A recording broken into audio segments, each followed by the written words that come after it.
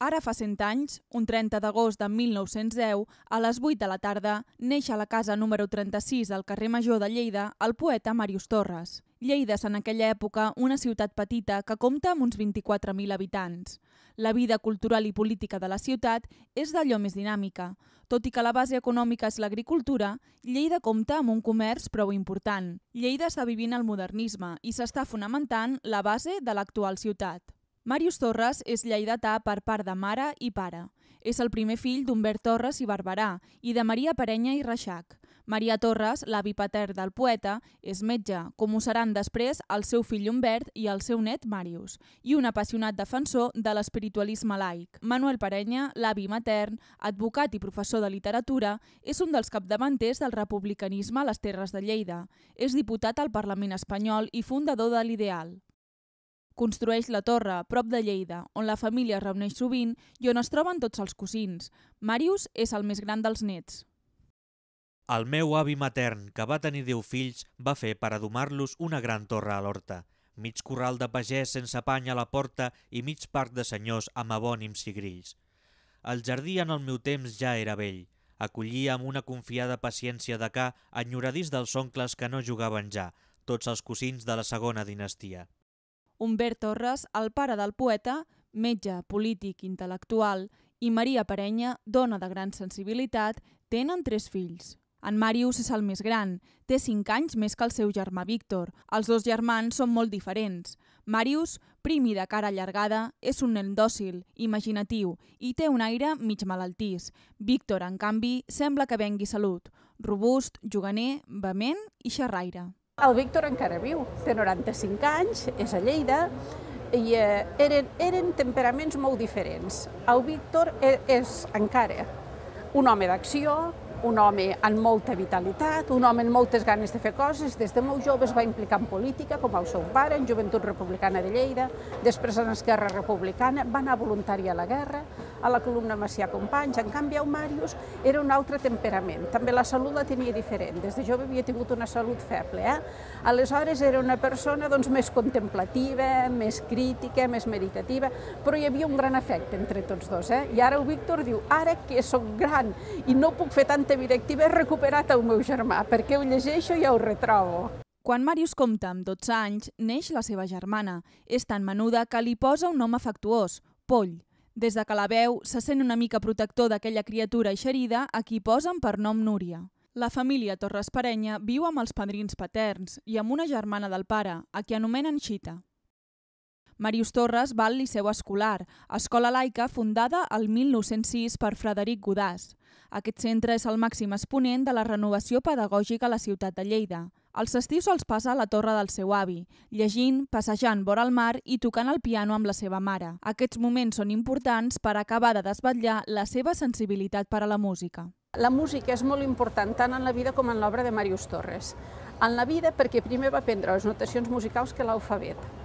Era un nen malaltís, la seva mare sabia música, el seu pare també. A la llar dels Torres es vivia la música. No s'aprenia, es vivia, tocaven el piano, cantaven nits i aleshores ell passava moltes estones tocant el piano. Amb els anys, Màrius Torres esdevé un adolescent més aviat solitari. Acaba el batxillerat a l'Institut de Lleida i decideix anar a Barcelona per seguir la tradició familiar i cursar medicina. Màrius és un bon estudiant. En les estones de lleure visita exposicions i museus i va regularment al teatre, al cinema, al Palau de la Música i passeja per la Rambla. Quan estudiava a Barcelona anava molt al Palau de la Música i un dels músics que li agradava més era Bach, també li agradava Beethoven i Schubert. Màrius Torres és un gran lector i és en aquesta època quan comença a escriure versos, tot i que encara no ho sap ningú. L'any 1928 mor Maria Parenya d'una pneumònia. La tieta Conxita, germana del pare, es fa càrrec del Màrius, del Víctor i de la petita Núria. Amb la mort de la seva mare se'n va una part molt important de la vida de Màrius Torres. La figura de la Maria Parenya, pel que m'han explicat tant la Núria com el Víctor, va tenir molta incidència en la vida emotiva dels 3 germans. Tot i que va morir molt jove, havia viscut molt bocada en ells, era una dona molt activa, era una dona molt entusiasta, el mateix els ensenyava a tocar el piano, el Víctor sempre em deia, jo m'escapava a jugar mentre el Màrius feia exercicis, però ella els n'ensenyava, oi? Els ensenyava cançons, a l'estiu quan anaven a Poblet o a Vinaix els muntava excursions. Per tant, era una persona que tenia un gran entusiasme que ho transmetia. El 14 d'abril de 1931 es proclama la República i Barcelona bull. La República és per a Màrius la porta d'accés als valors d'una societat civil per als quals havia estat educat a la família i a l'escola. L'any 1933, en acabar la carrera de Medicina, fa un viatge de final de curs amb tota la colla de companys per França i Itàlia. Torna a Lleida i s'estableix al consultori del seu pare. Lleida creix, ja té uns 40.000 habitants. A la primavera del 1935, Màrius Torres cau malalt. Té una grip. Al desembre recau, aquesta vegada amb febres altes. És traslladat al sanatori antituberculós de Puigolena, en ple Montseny. Al sanatori passa llargues estones llegint. Allà coneix una altra noia malalta com ell, gironina, nacionalista, d'aire melanjós, alegre i comunicativa. Es diu Mercè Figueres i esdevindrà la seva amistat més íntima. La malaltia que pateixen els dos condiciona la relació. Viuen un sentiment amical amorós molt intens i es fan molta companyia. Aquesta relació jo en puc parlar a través de les cartes que s'han creuat i a través del que em va dir la pròpia Mercè, que vaig conèixer l'any 76, abans que morís. Era més que amistat, però pel que ella em va dir no era amor en el sentit de les parelles actuals. A veure, no només estaven malalts ells dos, sinó que un era metge i ella era filla i germana de metge. Per tant, tenien molta consciència del que significava aquella malaltia. És més que una amistat, però no arriba a ser una relació amorosa, un amor platònic, podríem dir-ne, però viscut en el dia a dia, amb l'acompanyament. Mercè Figueres anirà rebent còpies dels poemes que escriu el seu nou amic lleidatà. Fugint de la riuada, sorollosa i dispersa, dels alegres companys ens trobàvem tu i jo, recordes? Cada vespre al mateix racó. Un racó fet exprés pel somni i la conversa. Mercè Figueres també esdevindrà la seva musa. Ella és la qui l'inspira la sèrie de poemes Cançons a mà alta, escrita al llarg de 1937. Corren les nostres ànimes com dos rius paral·lels. Fem el mateix camí sota els mateixos cels. No podem acostar les nostres vides calmes. Entre els dos hi ha una terra de xiprers i de palmes. Amb una carta ell li diu, quan sembla ser, es desprèn que de la carta d'ella li diu que tu ets molt més important que no pas jo, doncs ell li respon d'on haurien sortit les cançons a mà alta, sense la teva existència. Sí, és una musa i és una companya. En aquesta època, Màrius Torres escriu alguns articles per l'Ideal, setmanari de l'Esquerra Republicana. El 5 de setembre de 1936, Màrius està llegint La Humanitat. De cop, els ulls s'aturen en la llista dels voluntaris de la columna Macià Companys i queden fixats en un nom, Víctor Torres Parenya. Es veu a si mateix malalt, obligat a restar inactiu davant la revolta militar del 18 de juliol contra el govern de la República, allunyat de la família, i veu tants joves catalans forts i plens de vida com el seu germà Víctor, camí de la guerra, camí de la mort. Comença a escriure un diari amb motiu d'aquesta marxa del seu germà al front. A finals de setembre escriu la famosa elegia Dolç àngel de la mort i d'altres poemes inspirats en la temença que mori el seu germà. La guerra és lluny i les notícies són tan lentes, tan muda la veu de la sort. Les meves llàgrimes calentes són encara per tu o ja pel teu record.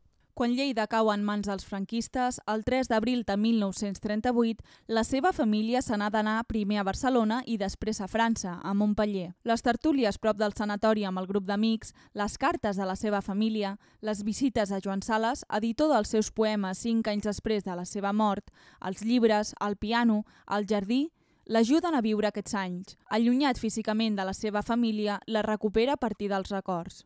Estimo tant el meu enyorament que si el país que enyoro un àngel em volgués portar sobtadament, diria a l'àngel: «Àngel, espera't un moment, ara no puc venir, és que no veus que ploro?» L'any 1940, la mort plana sobre molts presoners antifeixistes. Màrius Torres va acarat a la mort per l'agreujament de la tuberculosi. Al juny de 1942, Màrius es trasllada amb uns amics al sanatori al Mas Blanc. Des de que van arribar, la salut de Màrius ha millorat molt. El trasllat del sanatori al Mas trenca la monotonia de 7 anys.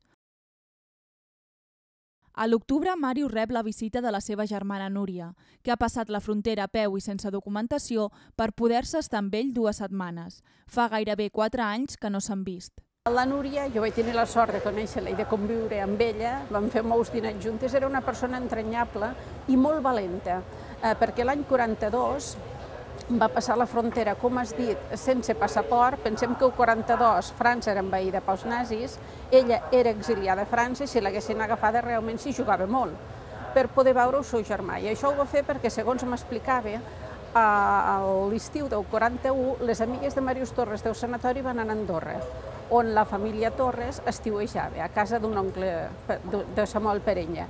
I aleshores, quan la Núria us va dir «Què us ha dit el meu germà?», elles van respondre que volia tocar-vos, i ella em deia «Això no em deixava dormir», i vaig decidir anar-lo a tocar, a abraçar. A l'octubre del 42 va passar la frontera, es va estar amb ell 15 dies al Mas Blanc i després se'n va tornar un altre cop a Montpeller. Als Torres la cohesió familiar era molt important i entre la Núria i el Màrius, com que es portaven a veure, de 12 anys, doncs hi havia una relació de germà gran, germana petita molt entranyable. Pensem, per exemple, que durant 3 anys, cada any quan feia anys, a l'aniversari, Màrius li feia un poema. Li va fer la balada de la reina Elisenda i després, quan va a França, va fer els 18, li va fer una en francès. La Núria torna a França i al desembre la malaltia de Màrius s'agreuja. Amb 32 anys, mor el 29 de desembre de 1942, rodejat de 6 persones. 2 metges, les 2 monges infermeres que en tenen cura i unes amigues, la Maria i la Mercè Figueres. Com si em diguessis mentre t'esfull l'aire, morir és tan fàcil i tot a mi et contesta, tan fàcil a una rosa.